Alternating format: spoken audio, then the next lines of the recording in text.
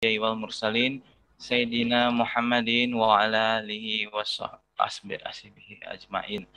Rabbi sholli sholli wa yassir amri wahlul 'uqdatam min lisani yafqahu qawli amma ba'du. Selamat pagi dan salam sejahtera, salam sehat bagi kita semua. Puji syukur kita panjatkan kehadirat Allah Subhanahu wa taala, Tuhan yang Maha Esa, karena hanya atas rahmat dan hidayahnya kita dapat hadir pada acara sosialisasi mahasiswa ini. Ya, untuk acara sosialisasi mahasiswa ini, topik yang akan kita diskusikan adalah sosialisasi mahasiswa program lulus tepat waktu, peningkatan IPK, dan mahasiswa tanpa drop out. Ya, kepada yang terhormat Bapak Kaprodi kita, Kaprodi Teknik Informatika, Bapak Ahmad Udin Zelani, Eskom Mkom, yang berkenan hadir di tengah-tengah kita. Terima kasih waktunya. Kemudian Bapak Wakaprodi Teknik Informatika, Bapak Yan Mita Jaksana, Eskom Mkom, yang juga turut hadir dalam kesempatan kali ini. Kemudian Ibu Sekretaris Prodi Teknik Informatika, Ibu Lisda Fitriana Masitoh, SPD MPD, yang juga berkenan hadir dalam acara sosialisasi mahasiswa pada kesempatan kali ini. Dan tak lupa juga saya ucapkan terima kasih, kami ucapkan terima kasih untuk para dosen-dosen yang ikut dalam sosialisasi ini ya, yang sudah hadir. Kemudian ada juga para mahasiswa yang kami cintai dan kami banggakan ya. Semoga acara sosialisasi kali ini berjalan dengan baik. Ya.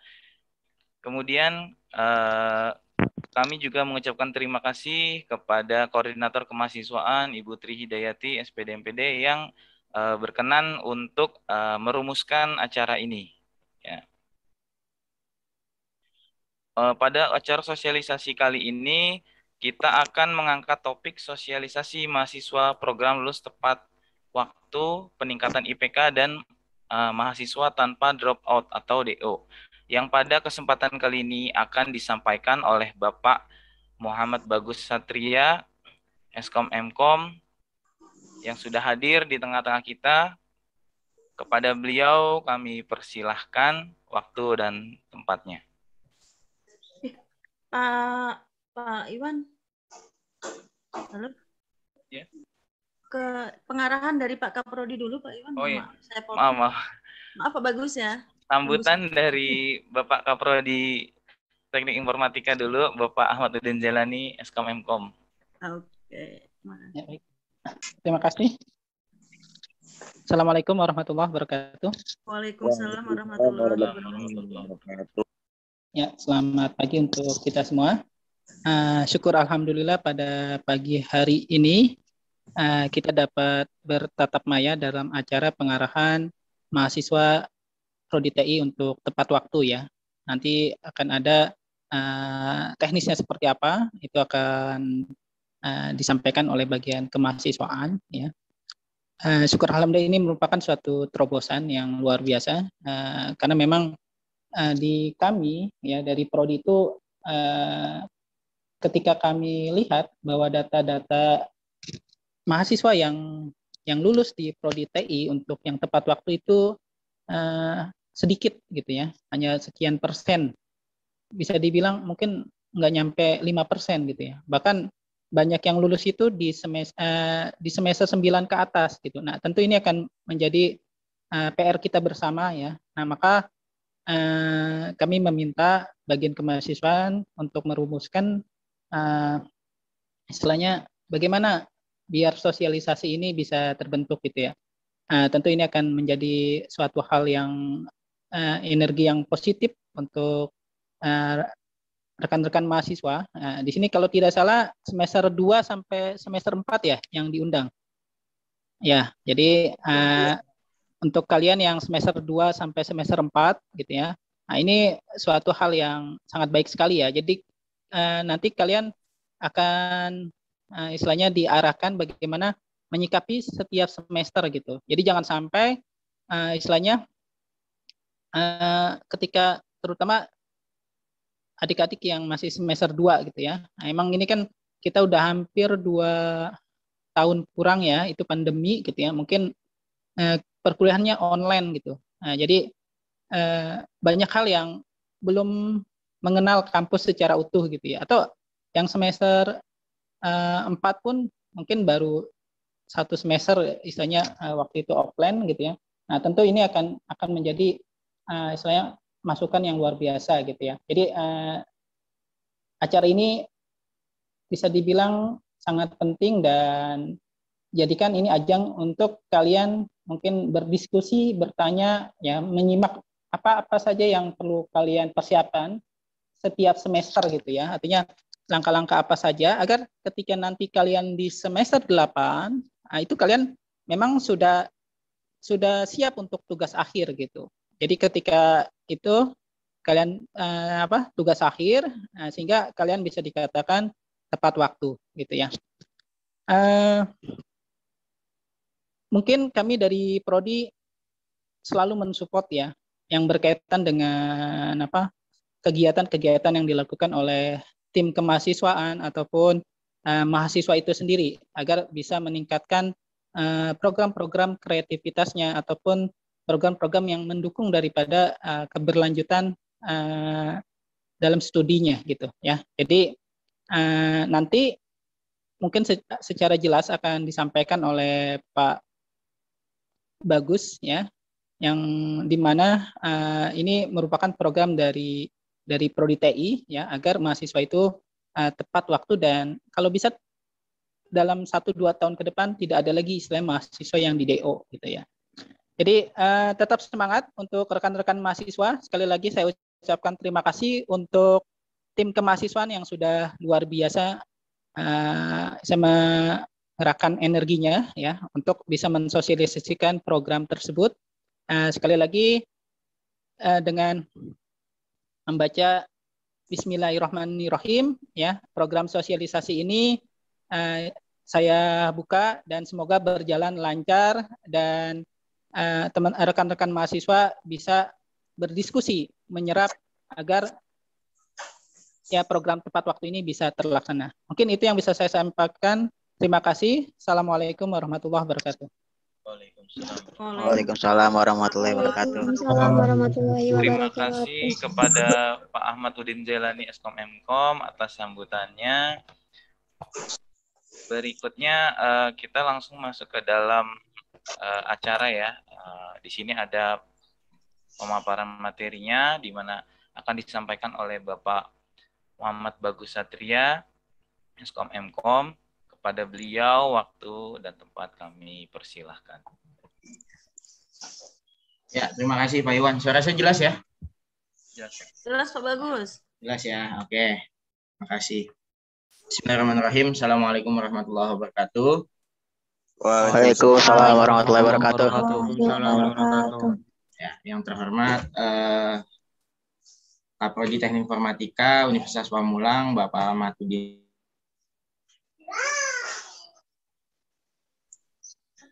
Yang terhormat Bapak Wakaprodi Teknik Informatika Universitas Pamulang, Bapak Yanmita Jaksana Eskom Mkom, Sekretaris Prodi Teknik Informatika Universitas Pamulang, Ibu Lisda Fitriana Masito, SPD MPD.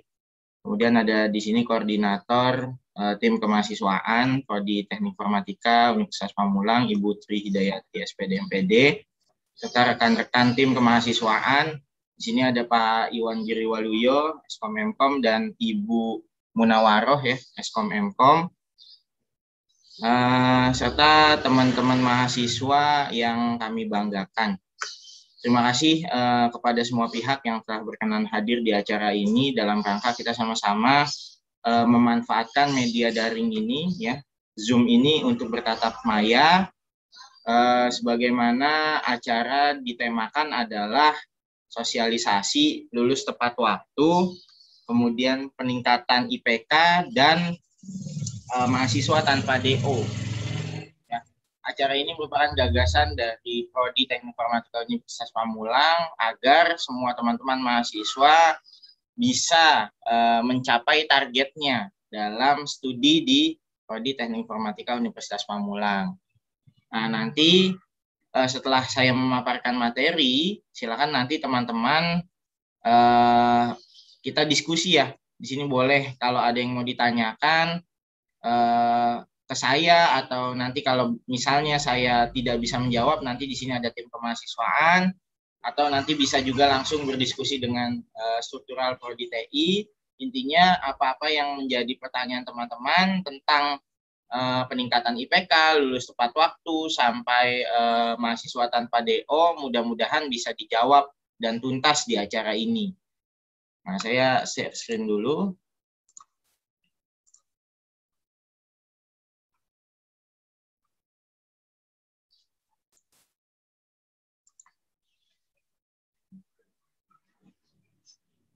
Kelihatan ya? Share screen saya kelihatan, Bu? Kelihatan, Kelihatan, Pak. Pak. Kelihatan, Pak. Kelihatan, Pak. Ya. Kelihatan, Pak. Ini penyusunnya tim kemahasiswaan ya. Data-data yang kami ambil, data yang diberikan oleh struktural prodi kemarin Pak Yan Mita Jaksana. Ini kami gunakan lagi untuk sosialisasi ke teman-teman mahasiswa semuanya, agar apa? Agar teman-teman semuanya bisa, harapannya bisa lulus tepat waktu, IPK-nya meningkat, dan tidak ada lagi atau jumlah dropout yang ada di prodi Teknik Informatika ini berkurang. Kita mulai slide-nya.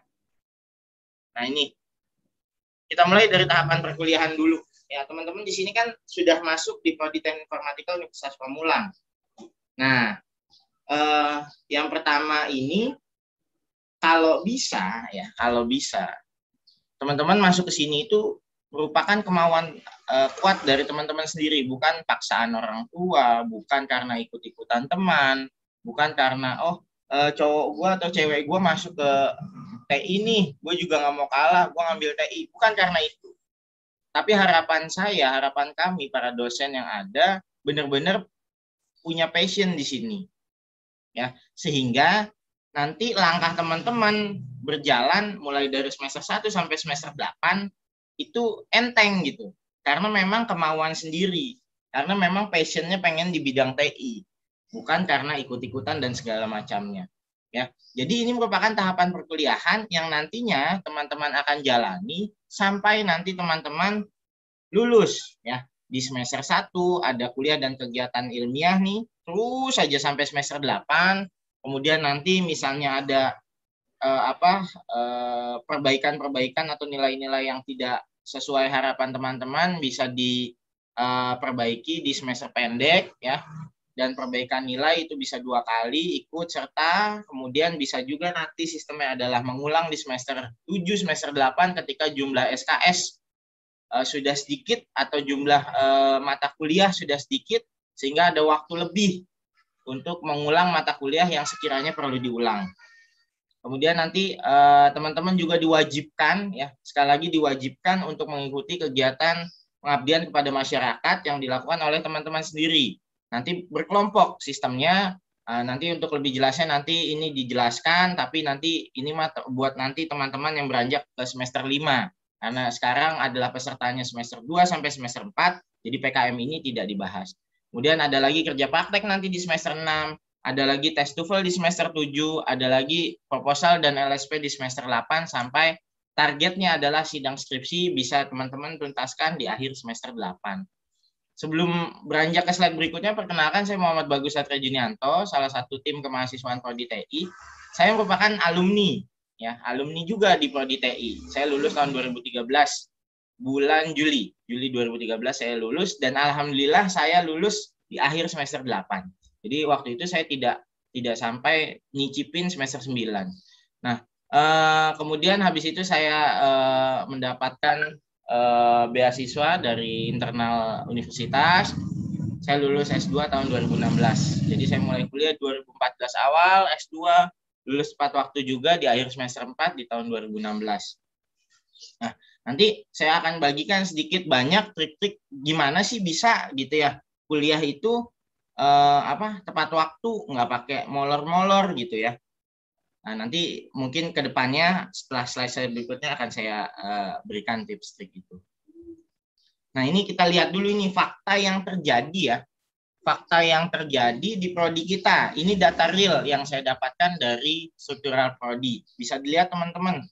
Di sini yang biru ini adalah tabulasi dari lulusan, ya, lulus. Kemudian yang oranye ini, orange kemerahan ini adalah lulus di bawah atau sama dengan 8 semester.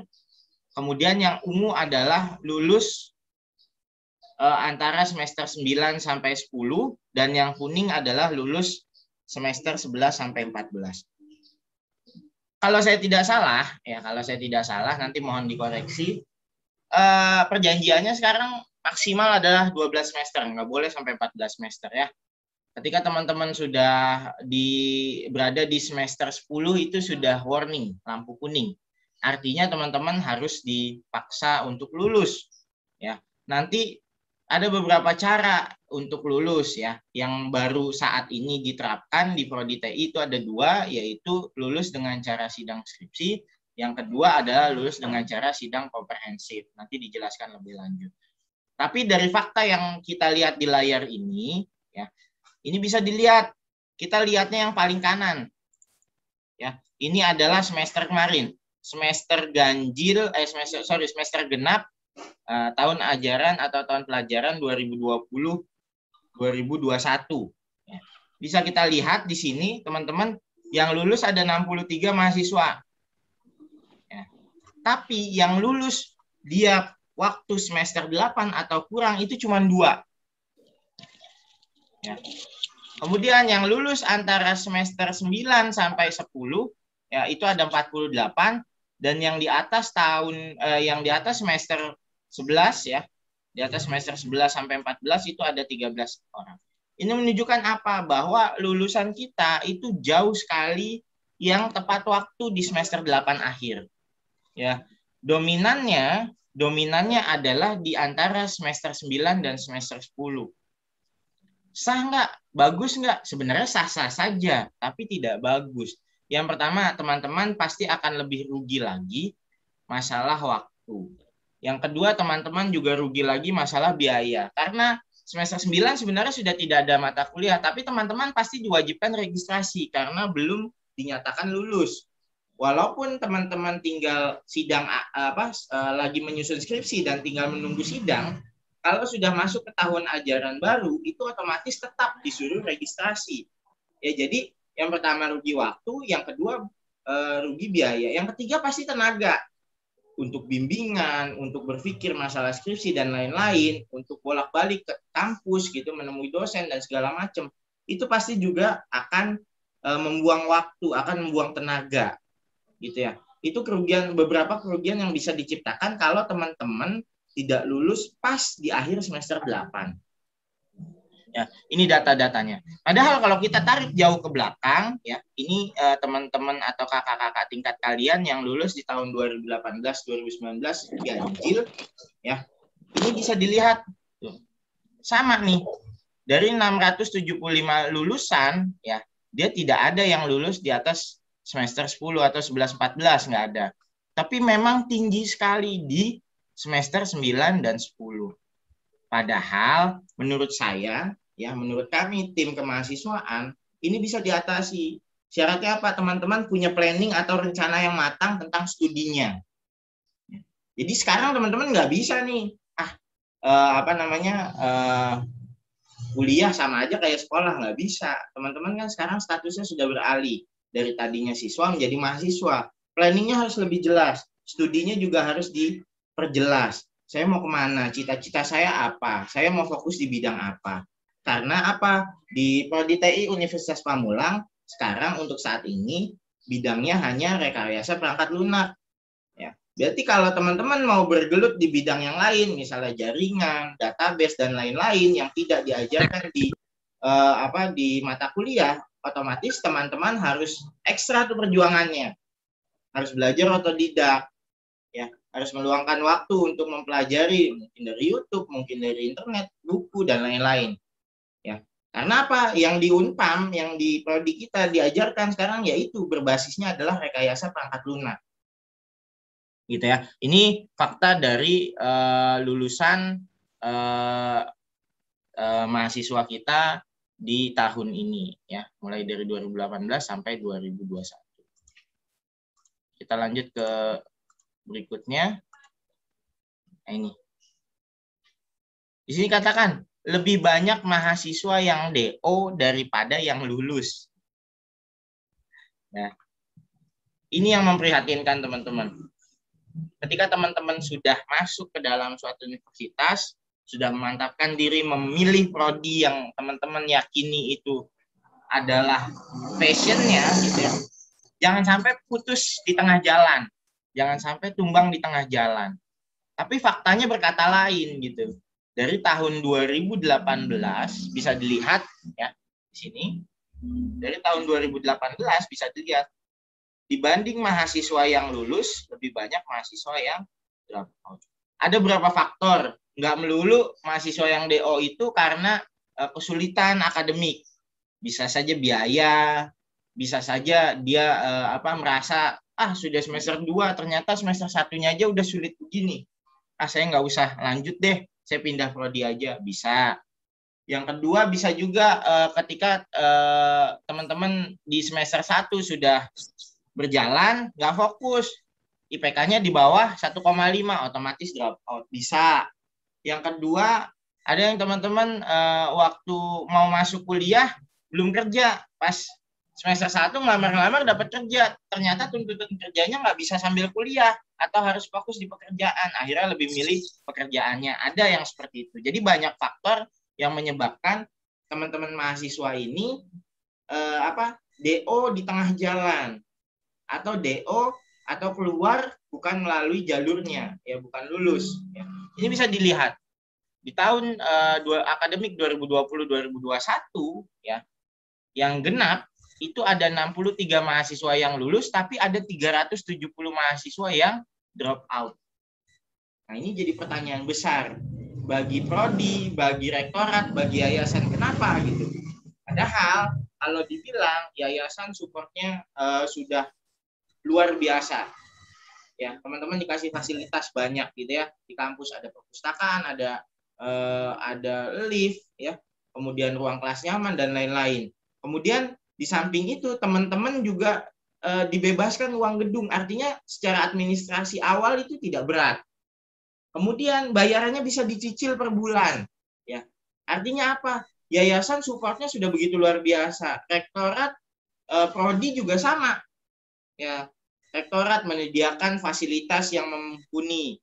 Pandemi COVID, yang lain masih pada bingung, belum punya e-learning, belajarnya masih mencar-mencar, ada yang by WA, ada yang macam-macam platform. Kita sudah disediakan platform e-learning khusus, bisa interaksi. Kemudian buat kebijakan lagi, e-learning belum cukup, diadakan VCon, video conference, untuk menambah semangat teman-teman mahasiswa untuk perkuliahan. Supportnya udah lumayan, udah bagus banget gitu ya, bukan lumayan lagi, sudah bagus banget. Tapi kenapa nih pertanyaannya, teman-teman masih banyak juga yang DO ya. Nanti kita coba cari tahu sama-sama. Tapi ini fakta yang terjadi di lapangan sekarang, lebih banyak mahasiswa yang DO dibanding mahasiswa yang lulus. Nah, ini yang harus kita strategikan, bagaimana nih agar teman-teman yang masih di semester 2 sampai semester 4 ini bisa planning studinya, bisa merencanakan ke depannya nih di semester-semester selanjutnya saya harus seperti apa. Nanti ini kita coba ulik bersama-sama. Kita lanjut dulu. Nah, ini ada beberapa nih permasalahan mahasiswa. Ini sering banget saya temuin ya. Sering banget saya temuin. Yang pertama kita mulai dari sini dulu. Tuntutan pembimbing yang terlalu tinggi. Kalau ini mungkin kalau diterjemahkan ini untuk yang semester 8 ke atas ya, yang sedang mengambil skripsi atau sudah masuk ke proposal. Ketika teman-teman pas-pasan nih, saya juga ngerasain sama. Saya juga kalau boleh cerita sedikit, dulu saya kuliah sambil kerja. Ya, saya kuliah sambil kerja. Bagi waktunya juga susah karena pekerjaan harus sekian jam per hari, kemudian bekerja pun harus kuliah pun dituntut harus sekian jam per hari, belum kalau ada tugas, belum kalau ABC urusan dan segala macam. Saya juga mengalami ya. Ketika sudah beranjak sampai semester atas, tiba-tiba ilmu yang didapatkan masih sedikit. Aduh, pemrograman pas-pasan, biasa kopas doang dari punya teman. Ya, kemudian analisa nggak bisa gitu karena memang analisa itu sulit misalnya. Di semester 5 sudah dikenalkan mata kuliah AI, Artificial Intelligence, kecerdasan buatan. Di semester 6 sudah dikenalkan mata kuliah SPK, Sistem Penunjang Keputusan. Ya, di situ butuh analisa yang kuat. Tiba-tiba teman-teman, analisa saya nggak begitu kuat gitu ya. Pemrograman 1, algoritma 1, algoritma 2, beranjak ke database, nanti ada lagi analisa dan perancangan sistem, dikenalin Java, dikenalin HTML, dikenalin web gitu ya. Tiba-tiba nggak jago-jago banget, biasanya cuman kopas punya teman, ngelihat punya teman gitu ya. Tiba-tiba di semester 8 gitu ya, harus dilepas sendiri ngerjain skripsi gitu. Tugas akhir harus meneliti, harus mengolah data, harus membuat program, bingung. Aduh, akhirnya apa? Seadanya aja judul. Tiba-tiba pembimbing maunya nggak bisa begini doang gitu. Teman-teman nggak menyanggupi, ya udah. Itulah yang biasanya menyebabkan mentok. Ya, karena kemampuan si mahasiswa tidak tinggi, tidak seberapa. Sedangkan tuntutan dari teman-teman dosen tinggi gitu, sehingga nggak matching. Ya. Nah, itu nanti berarti solusinya adalah teman-teman dari semester 1, 2, 3, dan seterusnya harus kuatkan. Pilih mana? Analisa atau ke bahasa pemrograman. Ya. Kalau misalnya, saya planningnya Pak, nanti saya mau pakai, mau buat program aja Pak, ya kuatkan. 1, 2 bahasa pemrograman. 1 aja misalnya, cukup nggak Pak? Java aja? Cukup, Java aja. Dalemin Java. Cukup nggak Pak? PHP aja? Cukup, dalemin PHP. Yang penting paham, ngerti ya, kemudian bisa gitu. Jangan sampai nanti pada saat mau mengerjain skripsi bingung, saya mau bikin apa. Atau Pak, saya mau analisa aja, kira-kira bisa nggak Pak saya jaringan? Bisa, boleh jaringan. Pak, saya mau analisa aja nih Pak, mau buat SPK pakai tools jadi misalnya. Atau saya mau data analis Pak, hasil pendataan saya, hasil analisa saya presentasikan. Bisa juga. Yang penting bagaimana teman-teman merencanakan untuk nanti tugas akhirnya. Kemudian masalah yang kedua, salah pilih prodi ini banyak nih terjadi di semester awal mungkin ya.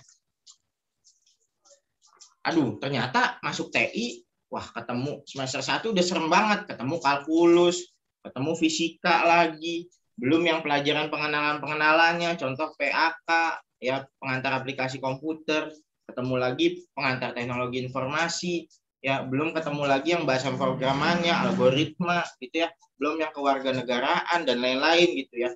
Aduh, saya nggak sanggup nih dihitung-hitungannya, analisa saya nggak kuat, berarti saya salah pilih prodi. Ini kebanyakan begitu.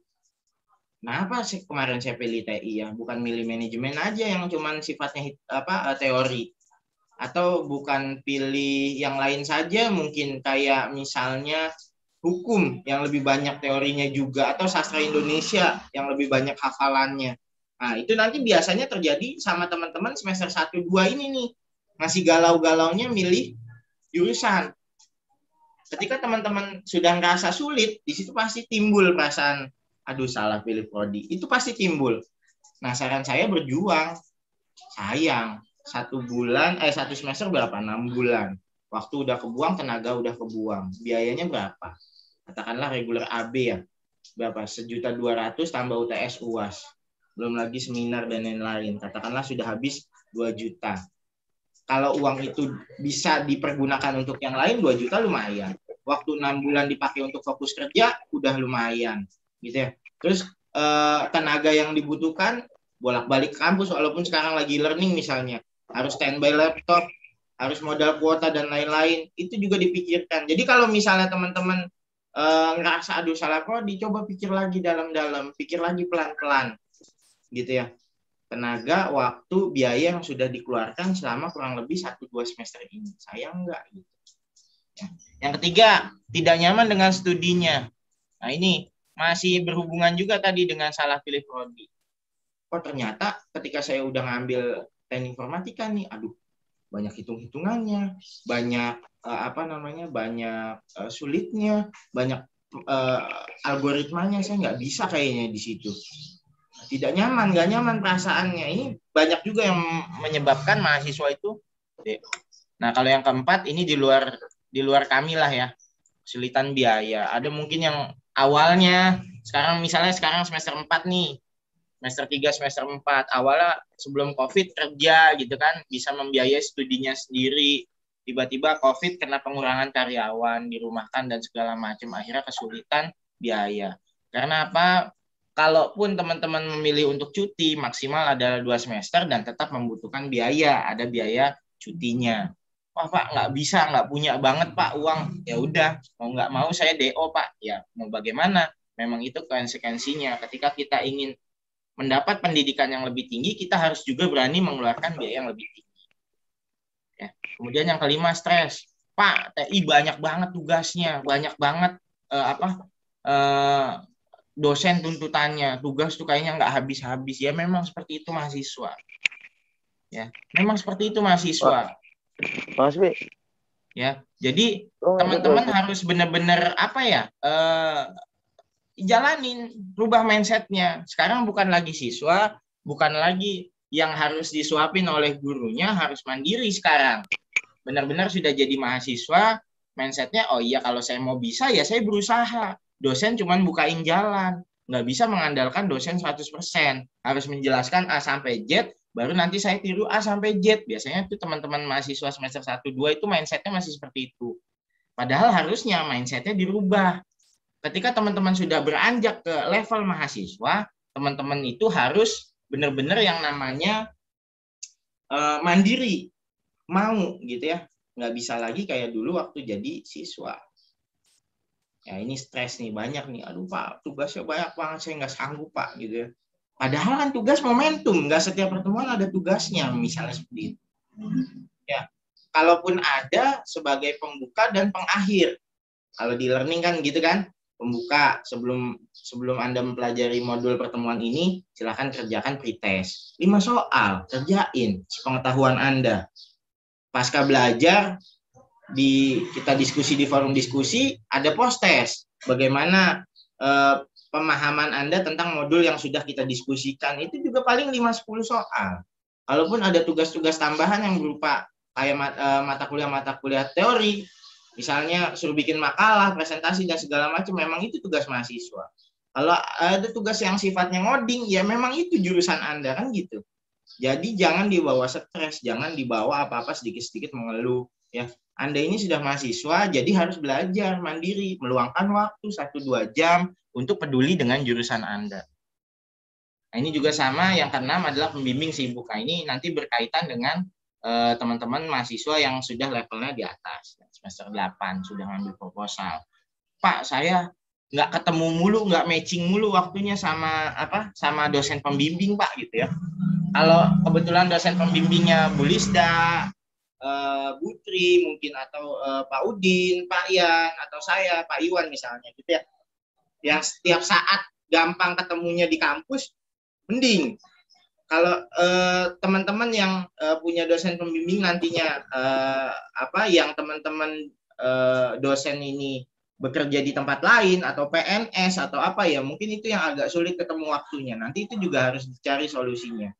Apakah misalnya kalau saya pribadi, misalnya teman-teman saya yang saya kenal, beliau menyempatkan di hari Sabtu datang ke kampus meluangkan waktunya. Jadi nanti mahasiswa bimbingannya bisa bertemu, bisa melakukan bimbingan gitu ya. Atau ada yang memilih online, sekarang gampang, kirim email 1-2 hari atau 1 minggu nanti dibales, karena kan bukan hanya mengurusi 1-2 mahasiswa saja, satu pembimbing kadang bisa ada yang 7, ada yang 10, ada yang 14. Nah itu kan untuk mengoreksi dan merevisinya butuh banyak waktu ya. Jadi ini beberapa permasalahan yang biasa terjadi, kenapa sih mahasiswa ini banyak yang DO atau drop out.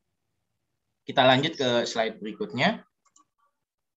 Nah, ini ada beberapa trik ya dari program lulus tepat waktu. Ini mungkin nanti bermanfaat banget buat teman-teman, khususnya yang semester 2 sampai semester 4 ini ya. Nah, ini teman-teman bisa lihat. Nah, ini ketika teman-teman masuk atau bergabung menjadi mahasiswa baru di Universitas Pamulang, ya, teman-teman akan ketemu yang namanya Propesa, ya. Propesa ini kayak di sekolah namanya masa orientasi siswa, sama lah. Teman-teman diajarin, dikenalin tentang lingkungan Unpam, dikenalin dengan program studinya, dikenalin dengan fakultasnya, dikenalin dengan sistem belajar mengajarnya, dikenalin dengan semua strukturalnya, ada siapa saja, itu juga dikenalin di Propesa. Jadi nanti di Propesa ini dapat atau menghasilkan sebuah sertifikat yang mana sertifikat ini wajib ya, wajib dilampirkan pada saat nanti teman-teman lulus atau mau sidang skripsi. Nah, kemudian beranjak teman-teman dapat nanti di semester 1 itu dapat kuliah 19 SKS, sistem kredit semester. Karena apa? Karena di Unpam ini adalah sistemnya paket. Ya, bukan seperti di prodi atau di kampus-kampus lain yang bisa pilih. Kalau di Unpam sistemnya paket. Semester 1 sekian, 2 sekian, 3 sekian. Jadi sudah direncanakan oleh universitas. Teman-teman tinggal menjalani. Ya, di semester 1 ini mata kuliahnya bisa dilihat. Kemudian di semester 1 ini kemarin ya, yang teman-teman sekarang semester 2 itu diwajibkan ikut 1 kali seminar nasional yang diadakan prodi. Jadi jangan lagi tanya, Pak seminar itu wajib, Pak seminar ini wajib. Jangan itu lagi ditanyakan. Di sini sudah dijelaskan dari awal bahwa seminar itu merupakan salah satu syarat wajib untuk mendaftar skripsi. Harus punya berapa sertifikat, Pak? Harus punya 8. 1 semester, 1 sertifikat. Artinya nanti kalau sudah semester 8, teman-teman punya 8 sertifikat. Itu wajib. Ya, jadi jangan sampai ada pertanyaan begitu terus ya, Pak ini wajib nggak, Pak ini wajib. Wajib, semuanya wajib diikuti. Ya, jadi kalau misalnya nanti ada pengumuman tentang seminar ya yang diadakan oleh Prodi TI, itu sifatnya wajib ikuti. Biasanya sifatnya bersifat kolektif, yang melakukan pendaftaran ketua kelas. Siapa aja yang mau yuk ikut gitu ya. Memang tidak ada maksudnya ya, tidak di-include dengan bayaran dan segala macam. Karena ini merupakan kebijakan masing-masing prodi. Ya. Dan yang terakhir di akhir semester 1 teman-teman diwajibkan memiliki IPK di atas 1,5.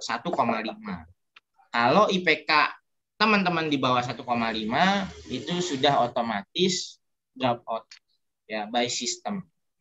Ini di semester 1.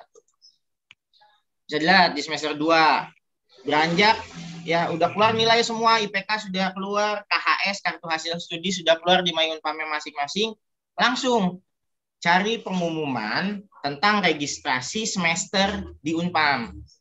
Lihat kalender akademik. Di mana lihatnya? Di websitenya. Unpam kan punya website.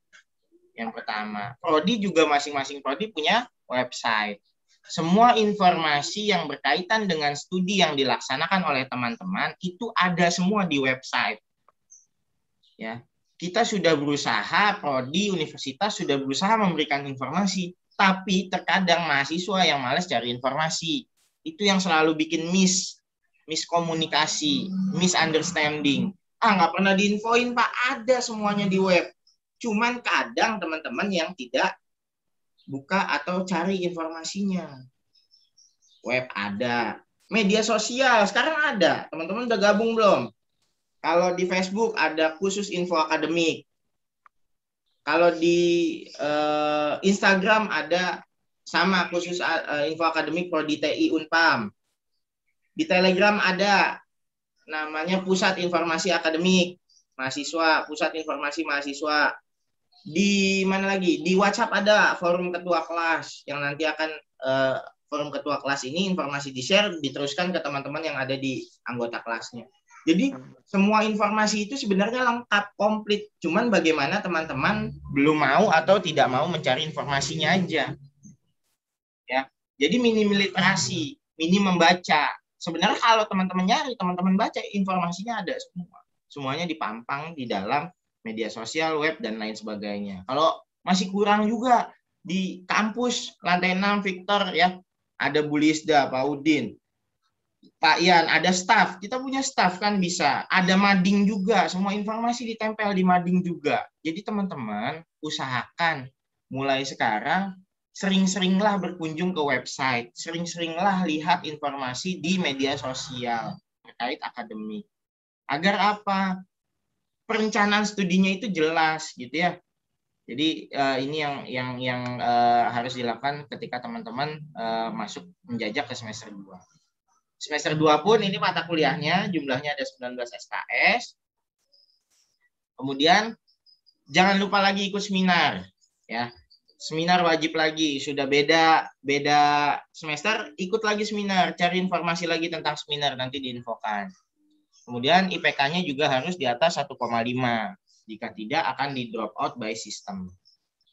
Kemudian apabila ada mata kuliah yang nilainya tidak memungkinkan atau tidak enak atau tidak puas dengan nilainya, silahkan ikuti yang namanya semester pendek. Ya, semester antara. Teman-teman bisa ambil mata kuliah di semester antara itu. Ya, nanti mekanismenya seperti apa nanti kita bahas lebih lanjut. Ini untuk yang semester 3. Ya. Registrasi lagi, jangan sampai dicutikan. Ketika sudah registrasi semester 3, ya kalau enggak cutikan, masih bisa tuh kesempatannya. Jadi cuti maksimal 2 kali. Tapi kalau nanti naik ke semester 4 enggak registrasi lagi, itu sudah otomatis di drop out by system. Kemudian kuliah lagi, ketemu nih mata kuliahnya. Struktur data, matematika, diskrit, dan lain sebagainya. Kemudian ikut seminar lagi, IPK harus di atas 2,0 ya. Kalau di bawah 2,0 itu otomatis nanti drop out by system. Bayar kuliah tepat waktu agar bisa ikut UTS dan UAS. Di semester 4, sama. Ya, registrasi semester 4. Kemudian kuliah 19 SKS, ini mata kuliahnya. Kemudian ikut lagi seminar lagi 1 kali. Kemudian IPK harus di atas 2. Kemudian harus persiapkan surat-surat ya, terutama untuk PKM atau namanya pengabdian kepada masyarakat. Nah, program PKM ini apa, Pak? Ini baru siap-siap aja di semester 4 ya. Di semester 4 ini sifatnya siap-siap, belum 100% dilaksanakan. Nanti pelaksanaannya pada semester 5.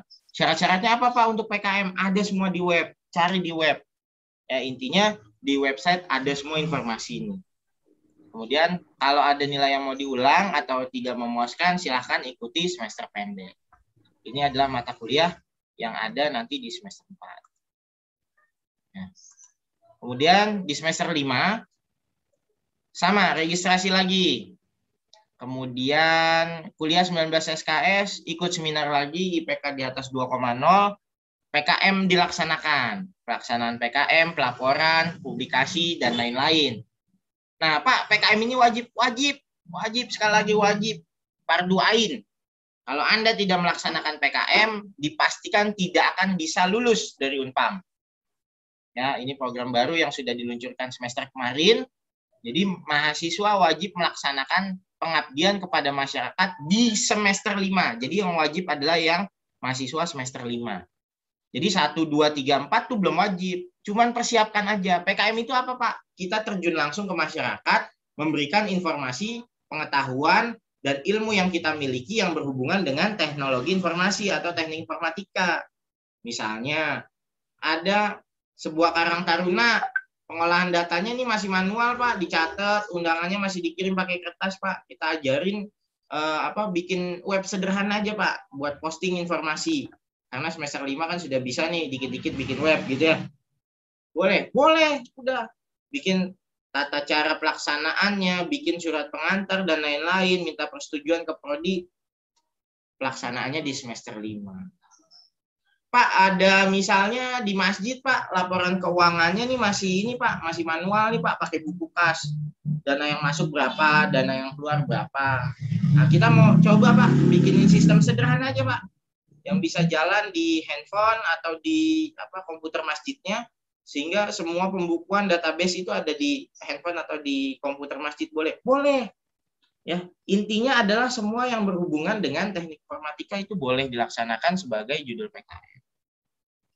Ya, kemudian persiapkan untuk kerja praktek di akhir semester 5, teman-teman udah harus mempersiapkan untuk kerja praktek. Nah, di semester 6 nanti registrasi kuliah 19 SKS, kemudian ikut seminar, IPK di atas 2,6, ya, kemudian laksanakan yang namanya kerja praktek. Pak, kerja praktek ini apa? Kerja praktek merupakan bagian dari mata kuliah yang wajib diselesaikan oleh teman-teman mahasiswa jika ingin lulus dari Unpam atau Prodi Teknik Informatika. Bentuknya seperti apa, Pak? Biasanya kerja praktek itu berkelompok nantinya, satu kelompok 3 orang, kemudian meneliti atau terjun langsung ke perusahaan. Ya, nanti mekanismenya akan dijelaskan nanti lebih lanjut di semester 6-nya, pada saat semester 6. Jadi nanti teman-teman per kelas punya pembimbing, nanti pembimbingnya yang akan menjelaskan bagaimana mekanisme tentang kerja praktek tersebut.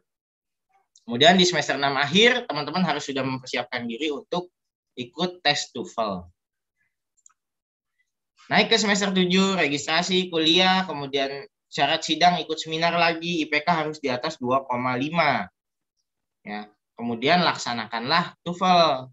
Ya, TOEFL ini diselenggarakan, kita sudah punya badannya sendiri, lembaga bahasa yang ada di Unpam. Jadi teman-teman tinggal daftar, nanti cara daftarnya bisa dilihat di lembaga bahasanya, websitenya. Tapi nanti ini adanya di semester 7, jadi nggak usah dari sekarang persiapannya.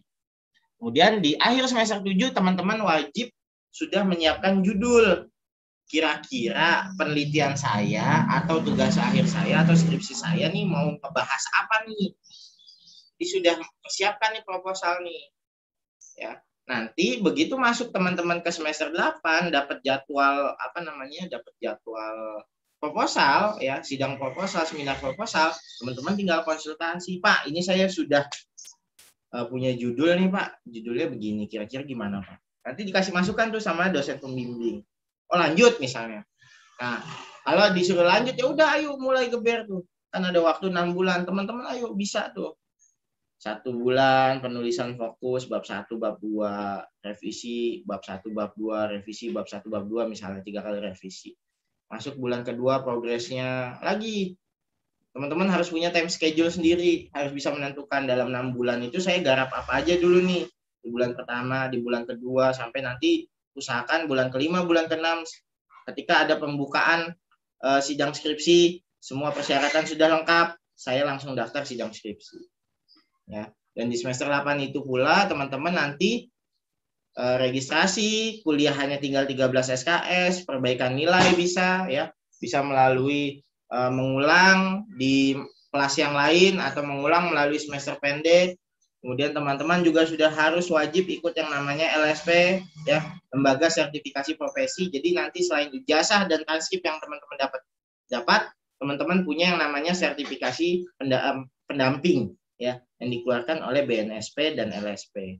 Kemudian proposal sudah selesai, ya, kemudian sudah penulisannya dan segala macam, lulus minimal 120 SKS. Kalau saya hitung sampai semester 8 teman-teman lulus itu nanti 126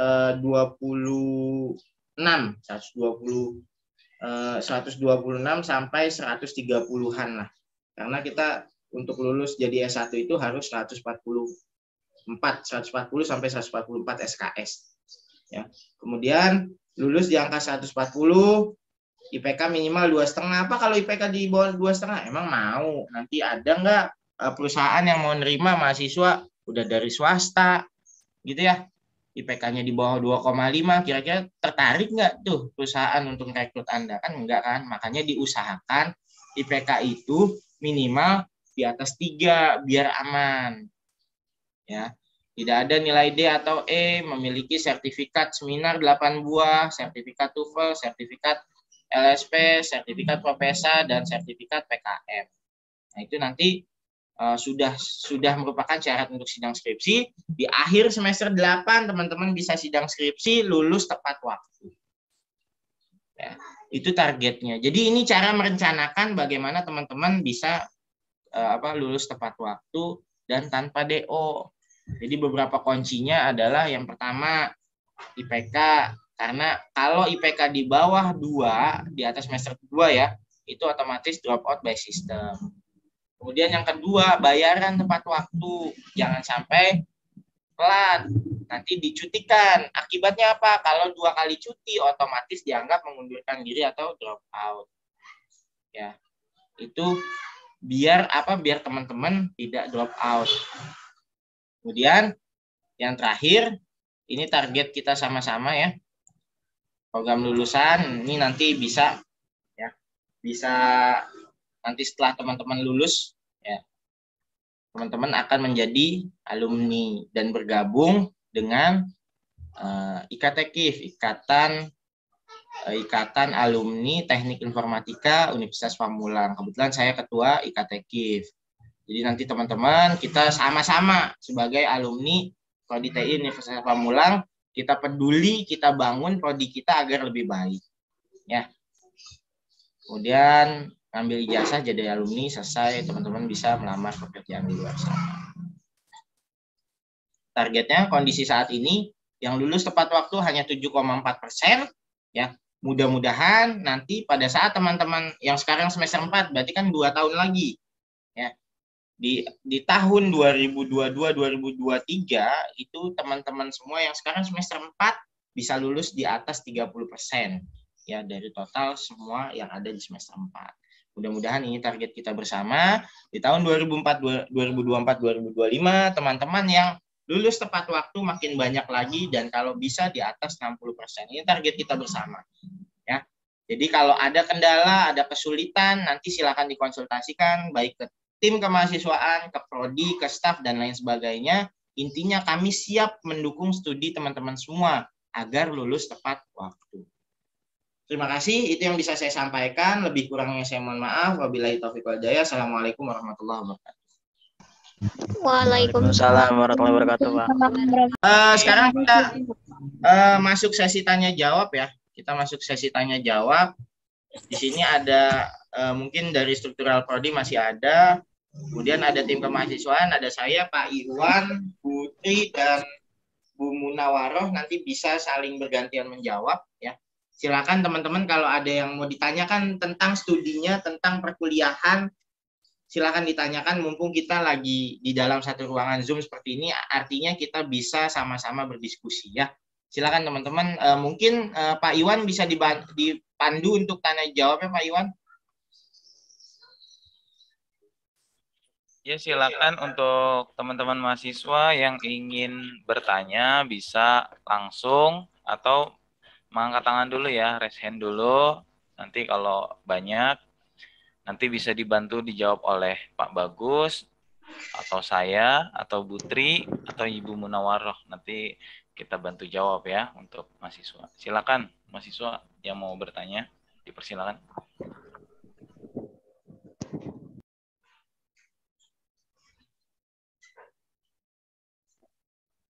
Ada pertanyaan nih, Pak. Izin Bagus. bertanya, Pak. Ya, silakan. Perkenalkan diri dulu, dari kelas berapa? Dari kelas 02 TPLE 0001. Silakan. Siapa? Iya.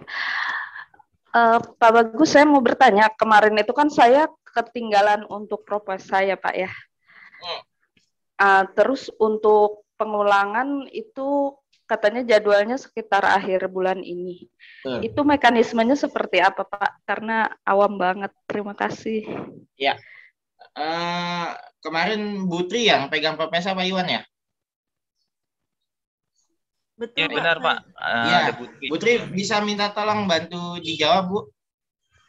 Oke, baik. Dari siapa tadi yang bertanya, ya? Siti Maimunah, Bu. Oke, Mbak Siti masuk di angkatan tahun berapa berarti? Angkatan tahun ini, Bu, baru ke semester 2. Oh, ini masuk semester 2, ya? Iya, betul, Bu. Oke.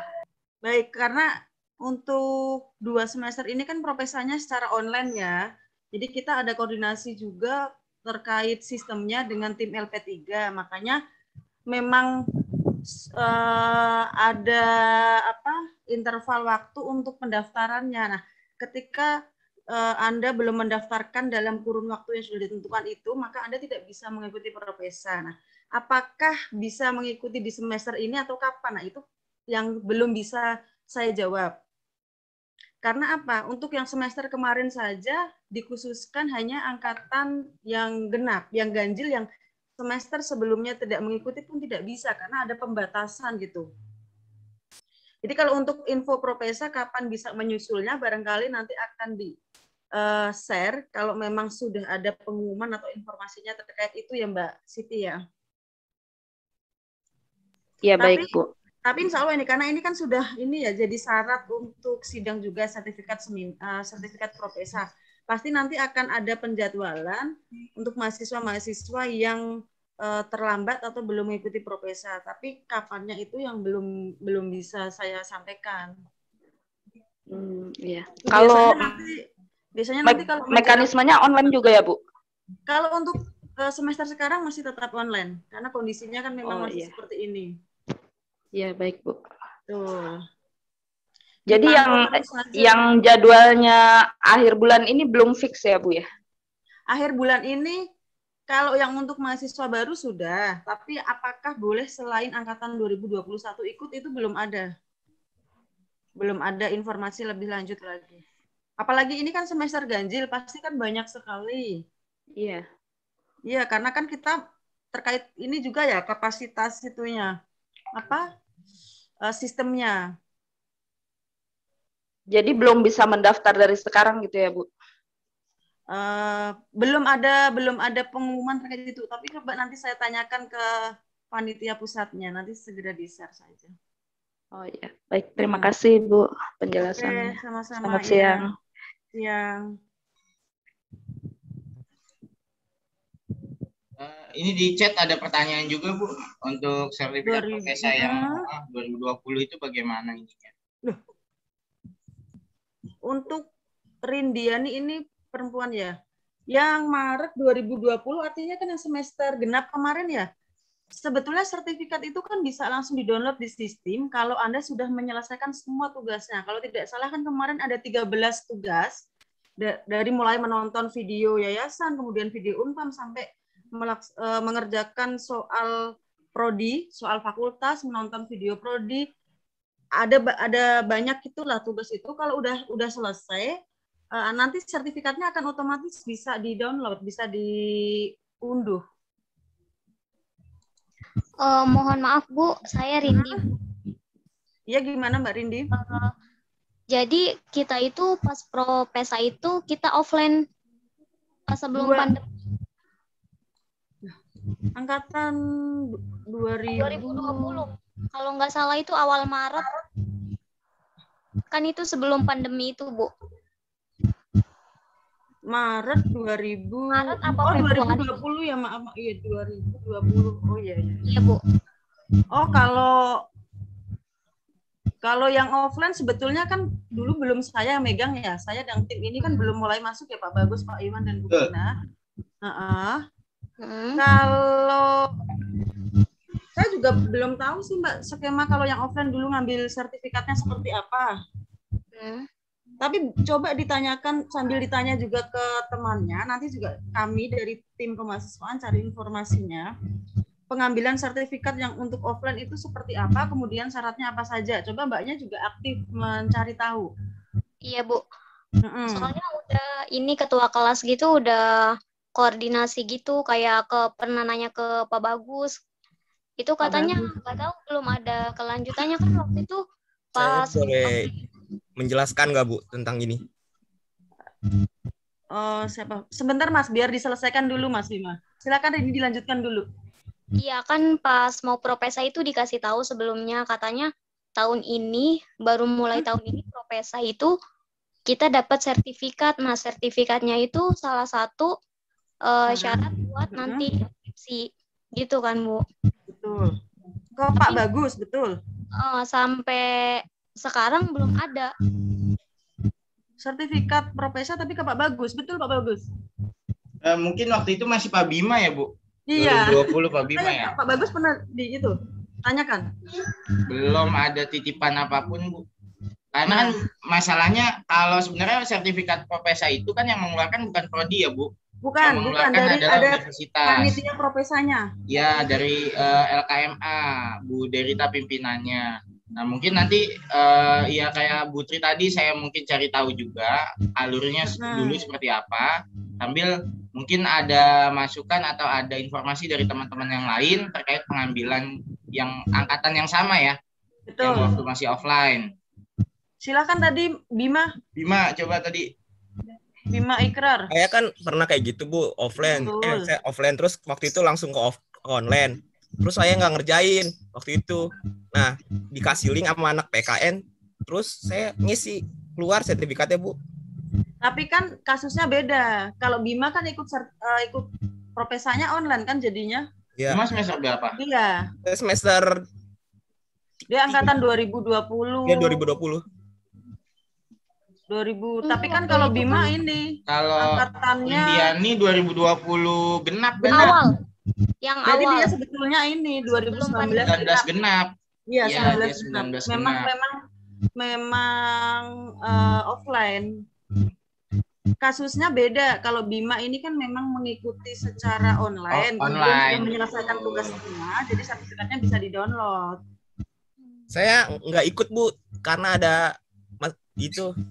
musibah, saya nggak ikut. Terus kan saya ngulang lagi tuh, ada linknya. Iya, makanya Anda kan ikut online kan, link yang lewat e-learning itu kan? Iya, kan saya nggak ikut nih, terus saya daftar lagi untuk ngikutin. Iya, karena awalnya adalah online ya. Nggak apa-apa, jadi gini aja Bu Putri, mungkin nanti kita cari tahu ke pihak kemahasiswaan LKMA, karena ini kan di luar prodi ya. Nanti kita cari tahu, mungkin nanti kalau sudah dapat informasi akan diumumkan juga di website, di forum ketua kelas sama pusat informasi akademik yang ada di di Telegram. Jadi dipantau aja ya. Nanti coba saya cari tahu. Iya, Pak. Ya. Oke, ya. Kemudian ada pertanyaan lagi nih Bu, untuk dari Ahmad Sakoji ya.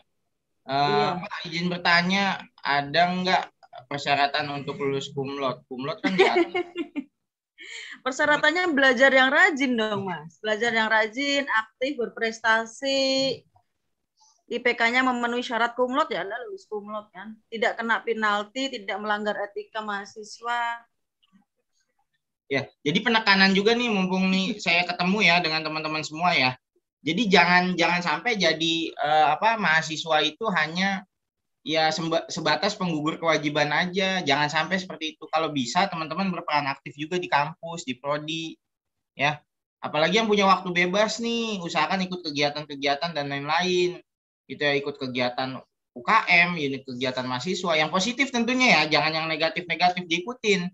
Yang positif diikuti. Kayak kemarin misalnya ada lomba, saya cari untuk bibit-bibit gemastik.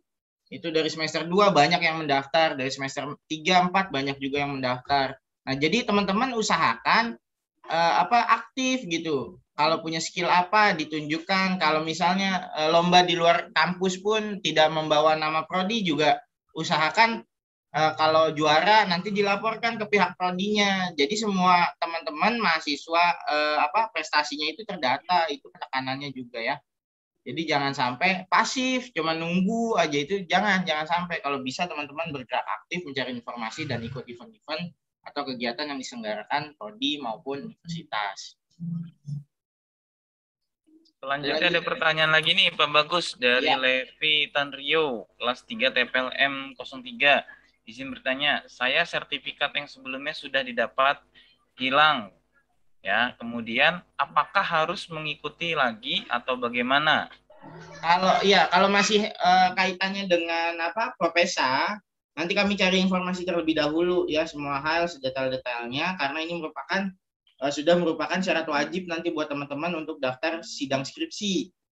Jadi nanti kami clearkan dengan pihak LKMA atau pihak kemahasiswaan universitas. Nanti kalau sudah ada informasi, insya Allah kami share secepatnya ya. Selanjutnya ada lagi Pak Bagus dari Muhammad Iqbal, kelas 1 TPLP 19.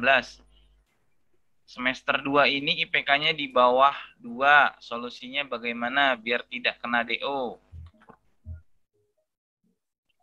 Kalau ini kan masalahnya by system ya Pak Iwan ya. Setahu saya yang menseleksi itu sistem, bukan prodi, bukan apa. Jadi nanti kalau misalnya teman-teman IPK-nya di bawah 2, itu otomatis ter-DO oleh sistem.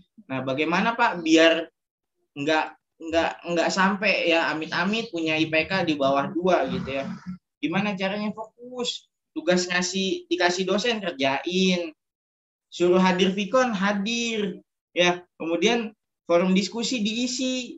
Jadi jangan maunya nilai bagus tapi persyaratan untuk dapat nilai bagus itu diabaikan gitu. Ya gimana? Nanti di akhir ketika nilai keluar baru teman-teman repot. Assalamualaikum Pak. Ya saya ini dari kelas ini Pak, mohon maaf kemarin-kemarin saya sibuk kerja, bisa nggak saya minta tugas tambahan buat ini, udah telat. Biasanya dosen tuh nggak mau yang kayak gitu. Jadi dosen meluangkan waktu untuk memberikan pelajaran, untuk memberikan ilmu kepada teman-teman lewat forum diskusi, lewat Vikon, kemudian lewat tugas-tugas itu kan kami periksa semua gitu. Jangan menganggap enteng gitu. Biasanya ada teman-teman yang anggap enteng, ntar aja lah kalau di akhir ngemis-ngemis lah sama dosen gitu, ntar juga dirubah nilainya. Jangan di mindset atau di konsep seperti itu, nggak bisa gitu ya. Artinya teman-teman harus benar, ya suruh hadir, suruh kerjain tugas, ikut UTS UAS ya ikut UTS UAS gitu. Nggak bisa semuanya hanya mengharap belas kasihan lah atau nilai kasihan dari dosen itu nggak bisa. Jadi jangan sampai seperti itu, usahakan. Walaupun sesibuk apapun kerja, ya usahakan. Karena kuliah ini, ngambil prodi TI ini udah merupakan komitmen dari teman-teman semua. Gitu. Ya, itu mungkin dari saya, Pak Iwan. Iya, selanjutnya ada lagi nih Pak, dari Almahira. Nah, dia praktikum itu mendapatkan nilai C. Ya, kemudian kemarin dia ingin mengikuti semester pendek, tapi tidak ada di sistemnya. Jadi bagaimana? Ya, jadi semester pendek itu setahu saya, itu satu kelas itu minimal harus 15 orang. Jadi ketika teman-teman daftar, tapi tidak memenuhi kuota 15 orang, itu otomatis kelasnya nggak dibuka. Jadi kalau mau diulang, itu nanti di semester 7, 8, itu bisa ngulang. Ya, jadi nggak harus lewat semester pendek, tapi bisa diulang di akhir. Kemudian ada lagi dari Ade Dwi Putra dari kelas 3 TPLK 01. Apakah untuk reguler C juga tetap wajib melaksanakan kuliah kerja nyata atau PKM? Wajib, semuanya wajib. Nggak ada perbedaan antara teman-teman mahasiswa reguler A, B, C, CK, nggak ada. Semuanya memiliki kewajiban yang sama sebagai mahasiswa. Itu mah kalau gini, reguler C dan CK itu diadakan karena memang komitmen teman-teman. Saya siap kuliah sambil kerja, ya udah jalanin. Jadi jangan selalu merasa spesial, nggak bisa. Ya, jangan selalu merasa spesial, nggak bisa teman-teman. Teman-teman ketika sudah masuk, kemudian memutuskan kuliah dan ngambil prodi TI, ya harus berani meluangkan waktu. Pak, saya kerja di retail, Pak. Saya jadi SPG, SPB gitu ya. Di mana supermarket. Kerja saya 10 jam, Pak, istirahat 1 jam. Pulang udah capek banget. Ya itu resiko teman-teman. Teman-teman ingin mendapatkan istilahnya ya, kehidupan yang lebih layak dengan kuliah misalnya. Kehidupan yang lebih baik dengan cara nanti lulus kuliah. Oh, saya bisa jadi programmer, saya bisa jadi apa, saya nggak kerja lagi misalnya jadi SPG atau SPB atau yang lainnya misalnya. Ya ini jalannya gitu. Jadi hadapin, jangan merasa saya kuliah Sabtu doang nyantai aja lah. Nggak bisa juga teman-teman. Jadi semua tugas kewajiban teman-teman sebagai mahasiswa, mau itu reguler A, B, C, atau CK, itu sama semuanya. Tuntutannya pun sama semuanya. Jadi tidak ada pengecualian. Ya gitu Pak Iwan. Iya, selanjutnya ada lagi nih Pak Bagus. Ya, ini saya saring ya. Kebetulan banyak yang sama nih. Apakah wajib kerja praktek padahal sudah bekerja? Berarti sudah terjawab ya tadi ya.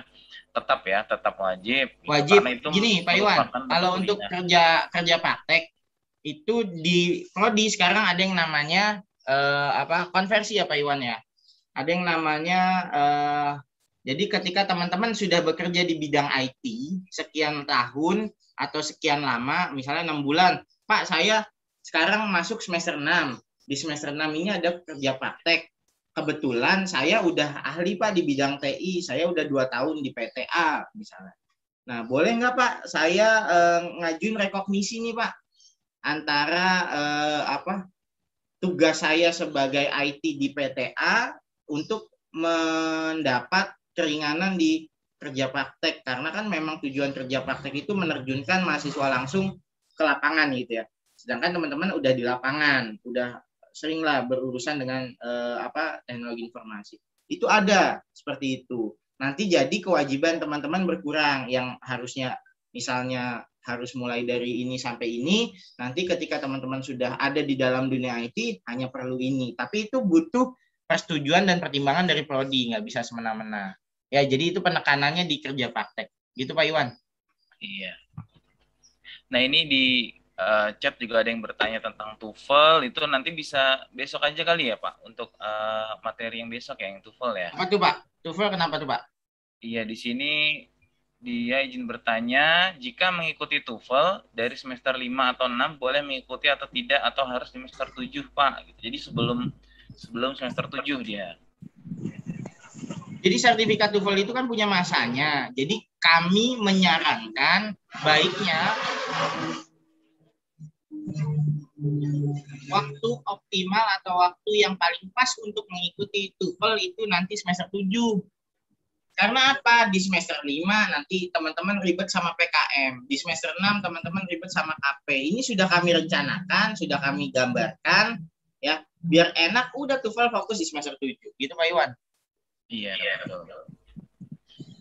Kemudian ada lagi nih Pak dari Aditya Prabowo. Jika mahasiswa ingin membuat sebuah program untuk skripsi di semester 8, misalnya seperti web apps, mobile apps, dan lain-lain, lalu mekanismenya seperti apa ya Pak?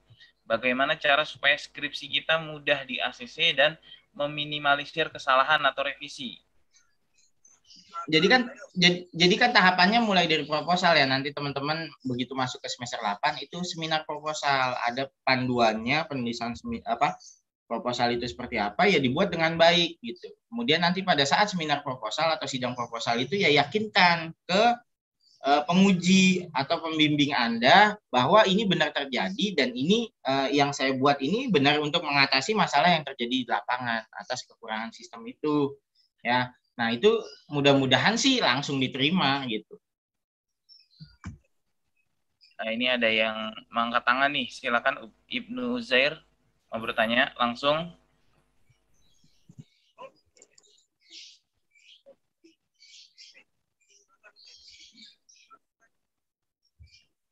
Gak ada yang bertanya.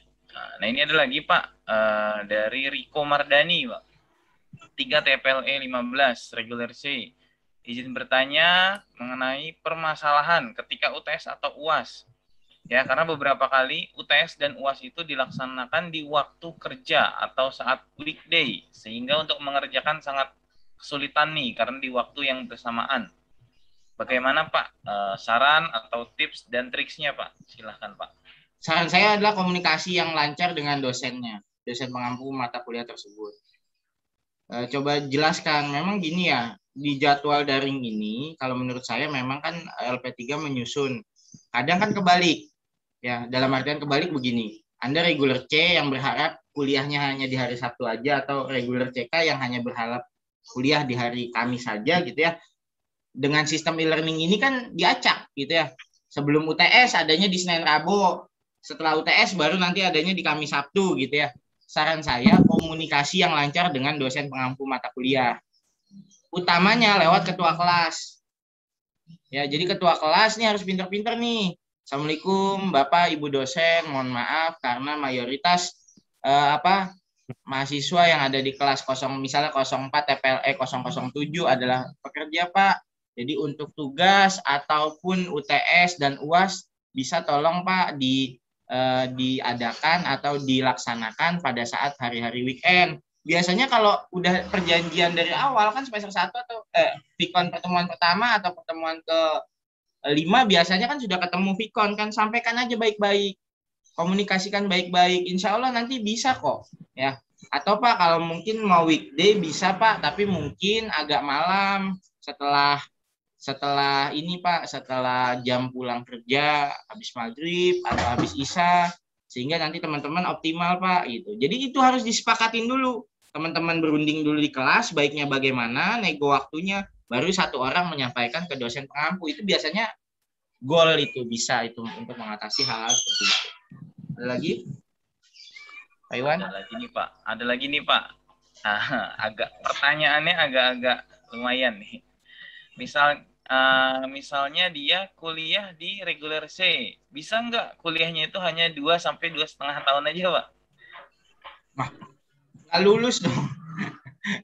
Nggak lulus dong, kan tadi syarat menjadi strata 1 ya, atau Anda mendapatkan gelar sarjana komputer itu minimal harus menyelesaikan 140 SKS. Sekarang kalau 1 semester aja 19 SKS, maksimal katakanlah saya buletin dah 20. 2 tahun itu cuman menempuh berarti 4 semester. 2 tahun setengah 5 semester. 20 kali 5 baru 100 SKS. Anda jadinya D3 nanti ahli media, bukan strata 1 sarjana. Nggak bisa jawabannya ya. Jangankan 2 tahun 2,5 tahun, kadang dikasih waktu sampai 4 tahun aja ya, atau 8 semester aja masih banyak yang belum tepat waktu. Apalagi 2 sampai 2,5 tahun, itu juga nggak mungkin. Kecuali ya mungkin di kampus-kampus khusus ada program percepatan, saya juga belum paham kalau itu ya, yang bisa gitu ya konversi SKS dan segala macam, mungkin. Tapi kayaknya agak sulit sih. Nah, ini ada pertanyaan mungkin terakhir ya Pak, dari Rital Yulianti, kelas TPLE 02 reguler CS. Nih, izin bertanya, apakah setiap prodi jurusan ada beasiswanya Pak? Dan apakah harus dituntut untuk lulus tepat waktu?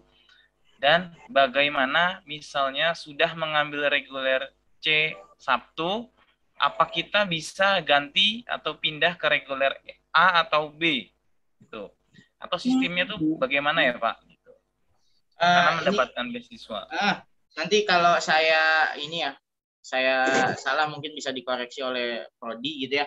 Setahu saya pindah shift itu boleh 1 kali, dengan syarat apa, ketika teman-teman reguler C pindah ke AB itu nggak masalah, tapi kalau AB pindah ke C kayaknya sih nggak bisa, atau harus menggunakan surat yang benar-benar real bahwa menyatakan teman-teman saat ini bekerja di perusahaan yang tidak bisa kuliah di Senin sampai Jumat. Itu kayaknya bisa. Tapi ini sekali lagi kalau saya salah nanti tolong dikoreksi oleh jajaran prodi.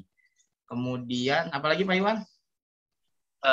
Mungkin cukup Pak, itu sudah terakhir. Sudah banyak juga. Nah, nanti ada tambahan dari Pak Wakaprodi, Pak Ian Mita. Nanti ada tambahan, Pak. Oke, mungkin itu dari saya ya. Pokoknya intinya gini, teman-teman.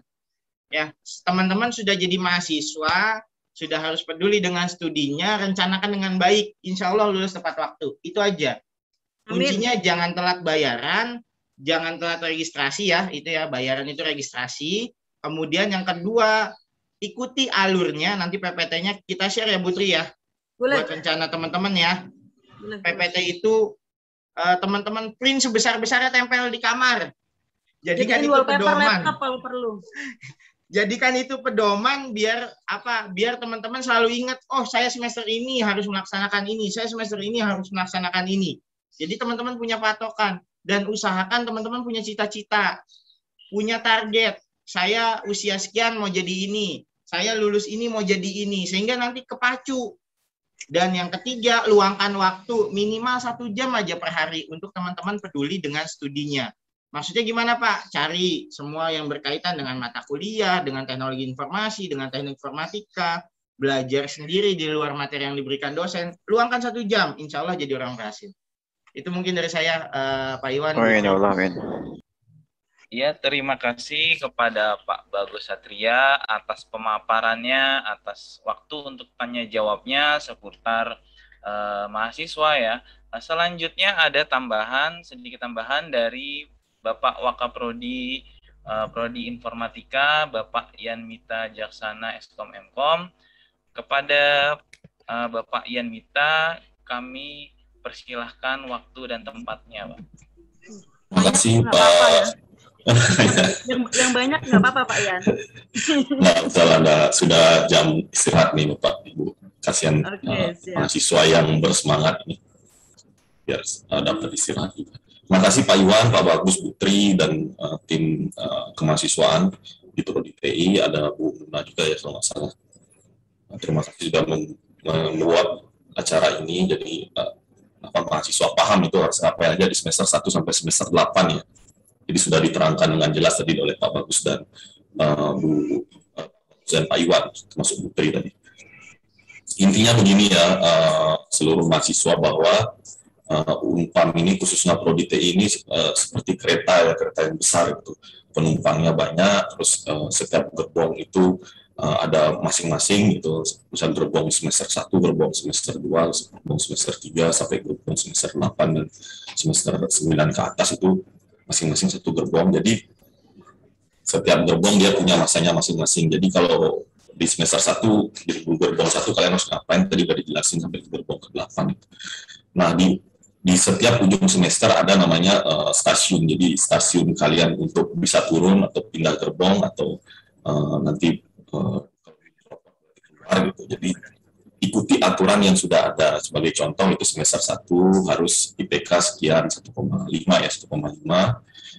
Semester 3 ke atas dia harus 2,0. Di semester 8 harus 2,5. Kenapa harus 2,5? Karena syarat skripsi dan 2,5. Jadi masing-masing semester ada aturannya. Jika kalian tidak mengikuti aturan tersebut, nih di depan ada stasiun nih, stasiun setiap semester, stasiun pemberhentian. Kalau aturannya tidak bisa diikuti, tidak mampu mengikuti, silahkan turun. Cari kereta yang lain, jangan ikut kereta di Unpam. Jadi seperti yang kalian lihat itu, mahasiswa setiap tahunnya itu yang DO hampir 1.000 mahasiswa DO, artinya berkurang 1.000 mahasiswa satu semester tidak mengganggu jalannya kereta dari Prodi TI, ini tetap jalan aja, jalan ke setiap stasiun.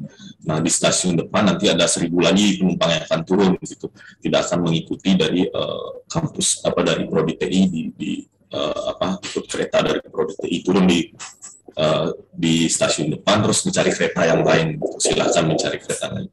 Jadi tidak ada masalah dengan kami, termasuk dengan Prodi, walaupun 1.000 mahasiswa per semester. Buktinya masih jalan-jalan saja, dan setiap semester kita ada 10.000 mahasiswa ke atas, bahkan sampai 11.000 kadang-kadang. Jadi ya tidak ada beban gitu. Kalau memang kalian tidak mau mengikuti aturan yang sudah ada, ya silahkan turun di setiap stasiun yang sudah disediakan. Yang kedua itu terkait dengan beberapa hal, termasuk tadi ada dari beberapa pertanyaan tentang semester pendek ya. Semester pendek untuk saat ini itu tidak bisa nilai E. Jadi nilai E itu kalian harus perbaiki di semester 8 ke atas untuk Rek C, dan semester 7 ke atas untuk Rek AB. Kenapa di Rek C hanya bisa semester 8? Karena di Rek C itu satu semester maksimal 19 SKS. Jadi lebih dari 19 SKS itu mata kuliah tidak masuk. Sehingga kami membuat mata kuliah itu paket, jadi satu semester 19 SKS sampai semester 7, di semester 8 hanya sisa 13 SKS. Nah, dari 13 SKS ini kan masih ada sisa nih. Sisanya apa? Skripsi kan tidak ada mata kuliah tuh, 6 SKS berkurang, artinya masih ada dikurang 6 SKS, 13 kurang 6 itu masih ada 7 SKS perkuliahan. Jadi sisanya itu kalian bisa isi dengan mata kuliah lain gitu. Sehingga kenapa Rek C hanya bisa semester 8. Nah, kalau tidak bisa juga di semester 9, berarti perpanjang semester. Di semester 9 kalau kalian hanya skripsi itu biayanya hanya 600.000 atau registrasi TA 600.000. Kalau masih ada mata kuliah, walaupun hanya satu mata kuliah, 1 SKS, itu bayarnya tetap full satu semester atau semester, biayanya normal. Jadi perlu diperhatikan kalau mau kira-kira ini males nih kuliah ini gitu, dipikirkan bahwa semester 9 kalian nanti akan bayar lagi. Daripada bayar lagi untuk semester 9 kan mendingan uangnya dipakai untuk wisuda di semester 8 gitu kira-kira. Lalu beberapa hal lagi yang tadi ditanyakan terkait dengan semester pendek, yang bisa direvisi hanya nilai B, C, dan D ya. Nilai D itu nggak bisa direvisi di semester pendek untuk saat ini sesuai dengan aturan dari rektor. Dan untuk semester pendek itu, kalau kalian mengambil semester pendek itu mengurangi masa studi kalian. Masa studi kalian kan satu kali kuliah 14 semester. Artinya kalau kalian mengambil semester pendek sekali, berarti ya tinggal 13 semester masa studinya. Kalau mengambil semester pendek 2 kali ya tinggal 12 semester. Jadi sudah dipikirkan kembali untuk mengambil semester pendek. Jadi harapannya semester pendek ini nantinya bisa menjadi mempercepat perkuliahan. Jadi yang seharusnya 8 semester bisa jadi 7 semester harapan. Tapi saat ini belum bisa. Yang terakhir yang sedang kita kembangkan program namanya Fast Track. Fast Track ini ya cocok untuk kalian juga nih dari semester 2 sampai semester 4, di mana mahasiswa yang mendaftar nanti program Fast Track dengan beberapa syarat termasuk IPK di atas 3,25 dan tidak ada mata kuliah yang mengulang, itu nanti bisa kuliahnya lebih cepat, lulusnya lebih cepat yaitu 7 semester untuk perkuliahan. Semester 8 sudah langsung S2. Semester 8. Jadi semester 11 itu udah jadi magister. S1-nya hanya 7 semester, di semester 8 kalian kuliah magister, di semester 9, 10, 11 sudah jadi magister. Jadi 2 gelar, gelar sarjana dan gelar magister. Jadi 2 dalam waktu 11 semester. Itu sedang program yang sedang kami kembangkan. Harapannya beberapa semester ke depan kalian sudah bisa mengikuti program tersebut. Jadi kuliahnya selain tepat waktu juga sudah langsung sampai magister. Untuk syarat-syaratnya nanti belakangan kita akan share. Lalu yang lain lagi yang penting untuk kalian yang disampaikan Pak Bagus tadi, misi 3 harusnya ada tiga sertifikat, kalian cuma punya 2. Berarti di semester 3 kalian harus 2 kali ikut seminar. Jadi semakin kalian menunda ya beban di akhir semakin berat. Misalnya di semester 7 baru punya 2 sertifikat, ya berarti di semester 8 nanti sebelum semester 8 berarti yang lagi 5 itu 5 seminar kalian harus ikut di semester 8, kan bebannya berat sekali. Jadi lebih baik dicicil dari 1, 2, 3, 4 karena semakin dicicil semakin ringan. Untuk PKM dan KP itu wajib, sangat wajib. Kenapa? Kalau KP dia adalah mata kuliah sehingga kalau nilainya E tidak bisa sidang. Kalau PKM dia adalah syarat untuk sidang. Jadi kalau di kampus lain namanya social project ya, kalau di sini masih namanya PKM. Tapi kalian wajib melakukan project sosial itu di kampus manapun hampir sama. Kalian wajib melakukan itu. Nah sekarang per angkatan atau tahun akademik 2018 ya Pak Ibu ya. Jadi lihat aja di NIM kalian kalau depannya ada 18 gitu. 2018, nah, itu wajib tuh PKM. 18 ke belakang ya berarti 18, 19, 20, 21 itu wajib PKM. Jadi kalau yang di atasnya di NIM depannya itu 17, itu ada 17-nya berarti ya tidak wajib. Belum wajib karena kalau sekarang dia 17 berarti masih semester 6 atau 8, 6 atau 7 ya kalau nggak salah.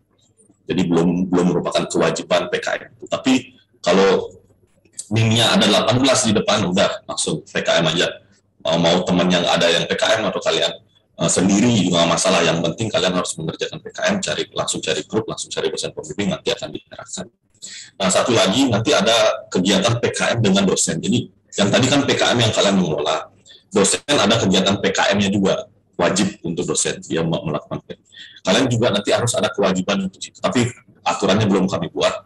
Jadi wajib ikut PKM dosen. Jadi ada PKM yang kalian selenggarakan sendiri, ada PKM yang dosen selenggarakan lalu kalian membantu.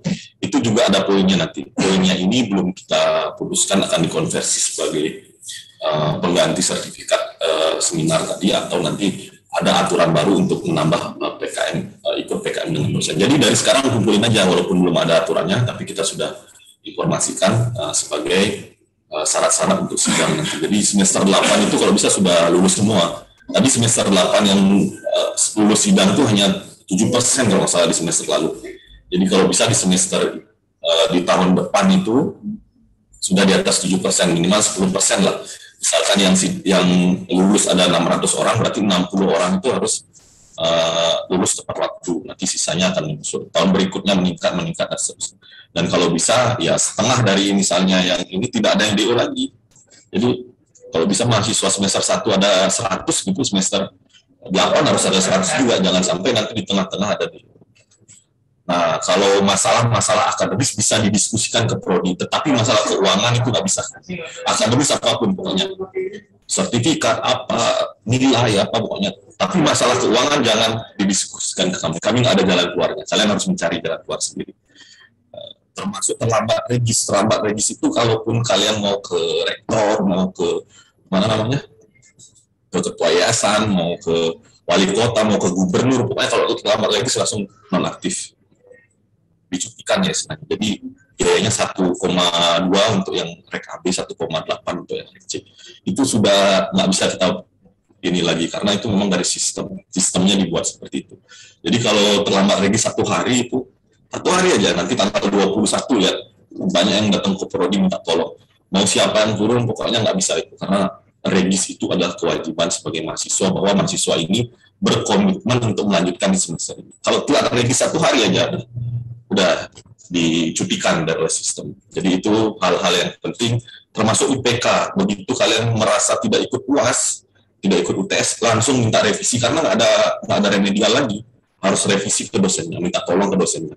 Pas saya tidak ikut UTS, tidak ikut UAS, mohon dikasih tugas tambahan. Jadi selesaikan di sebelum pindah semester, jangan begitu pindah semester dilihat IPK di bawah 1,5 langsung datang ke sini sama orang tua, minta tolong untuk dilanjutkan studinya. Nggak bisa sama sekali. Karena soalnya datang begitu udah IPK-nya di bawah 1,5, dia bilang mau ngajak orang tua, mau ngajak siapa, mau ngajak preman, nggak bisa. Karena memang sistemnya seperti itu. Jadi diikuti semua aturan yang sudah ada, jangan sampai terlewat, jangan sampai di akhir semester baru rame atau di awal semester setelah regis baru rame, tapi di sebelum-sebelumnya baca kalender akademik, ikuti aturan di kalender akademik itu, jam, tanggal, dan seterusnya. Ikuti itu, saya yakin mahasiswa TI Unpam akan lulus tepat waktu semua. Harapan kami begitu, kira-kira. Ya, dari saya mungkin sekian. Semoga bermanfaat dan terima kasih untuk tim kemahasiswaan atas kegiatan. Masih ada kegiatan untuk besok lagi. Silakan Pak Iwan, Bu Tri, Pak Bagus. Baik, Pak Iwan, monggo langsung diambil alih Pak Iwan. Makasih Pak Ian. Sama-sama Bu. Wan masih di mute, Wan. IG Mas. Ya, terima kasih kepada Pak Ian untuk tambahannya, Pak.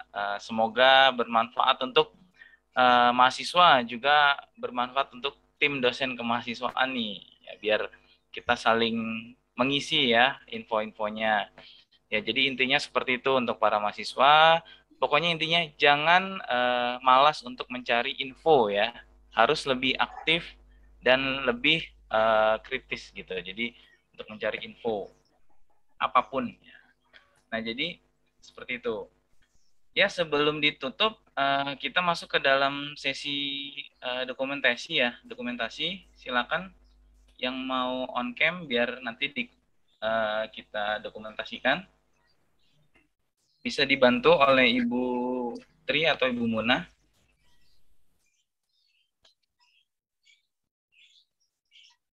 Ya, rambut, kerudung dibenerin dulu biar ganteng, biar cantik ya. Ntar dipajang ini di website kegiatan ini. Pak Iwan, pecinya miring Pak Iwan. Pecinya agak miring itu. Bukan pecinya, kayaknya dari jembatannya yang miring itu. Bu Munah, standby. Oke, silakan di on cam. Ini Anda masih ada beberapa yang belum. Saya hitung ya. Oke.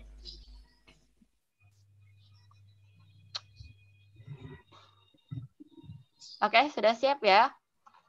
Oke, 1, 2, 3. Untuk slide pertama. Oke. Untuk yang slide kedua. 1, 2, 3.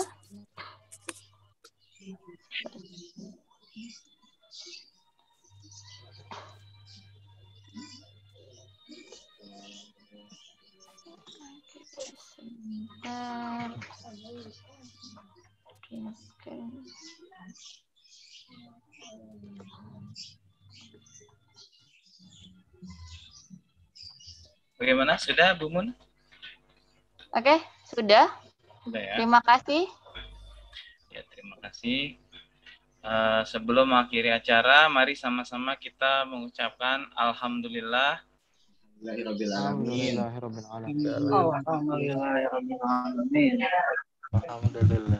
Ya, alhamdulillah kegiatan sosialisasi mahasiswa pada kesempatan hari ini berjalan dengan lancar ya. Nah, jika ada yang perlu ditanyakan nanti bisa ditanyakan oleh pihak prodi atau bisa juga ke tim kemahasiswaan nanti ya. Nanti bisa ditanyakan secara langsung. Kemudian saya ucapkan terima kasih kepada Bapak Kaprodi Ahmaduddin Jailani, Eskom Mkom, kemudian Wakaprodi Bapak Yan Mita Jaksana, Eskom Mkom, juga Ibu Sekretaris Prodi, Ibu Lisda Fitriana Masipto, SPD MPD, kemudian Ibu Koordinator Kemahasiswaan, Ibu Tri Hidayati, SPD MPD, juga tim kemahasiswaan yang solid ya. Di sini ada Pak Bagus, Ibu Satria, Eskom Mkom, kemudian Ibu Munawaro, Eskom Mkom, juga saya selaku MC, Bapak Iwan Giriwaluyo, Eskom Mkom. Kami mengucapkan terima kasih juga kepada para peserta atau para mahasiswa nih ya. Pokoknya tetap semangat, tetap sehat ya, tetap menjalani perkuliahan sebagaimana mestinya ya. Jadi tetap biar lancar gitu ya. Jangan malas untuk bertanya, jangan malas untuk mencari info-info. Nah, saya mewakili panitia yang bertugas, mohon maaf atas kesalahan apabila ada kesalahan dalam perkataan atau perbuatan dalam ruang Zoom ini. Saya mengucapkan mohon maaf yang sebesar-besarnya mewakili para panitia kemahasiswaan ya. Akhir kata dari saya, terima kasih. Wassalamualaikum warahmatullahi wabarakatuh. Waalaikumsalam warahmatullahi wabarakatuh. Waalaikumsalam. Waalaikumsalam. Oke, acara sudah selesai teman-teman, boleh meninggalkan ruangan ya.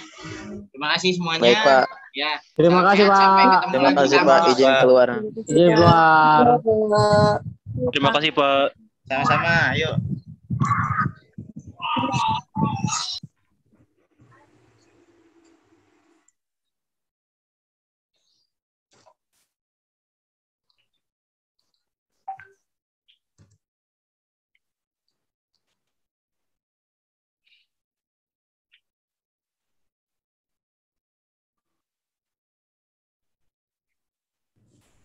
Mantap Putri, Pak Iwan, Pak Babu. Terima kasih Pak Yan.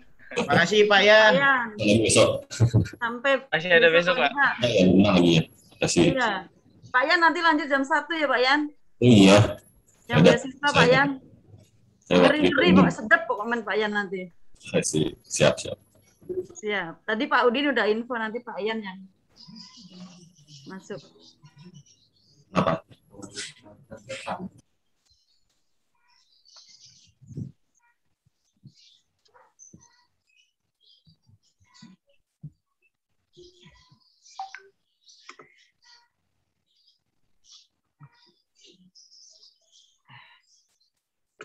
Yang lain on ini doang nih, masuk Zoom doang kayaknya nih. Lagi pada ada kegiatan lain mungkin. Kita kick aja deh. Nanti di-upload aja Pak Bagus. Ini kan direkam ya Pak Bagus. Direkam Pak ya? Direkam Pak. Di-upload di YouTube aja. Jadi yang masih ini di-share nanti link YouTube-nya.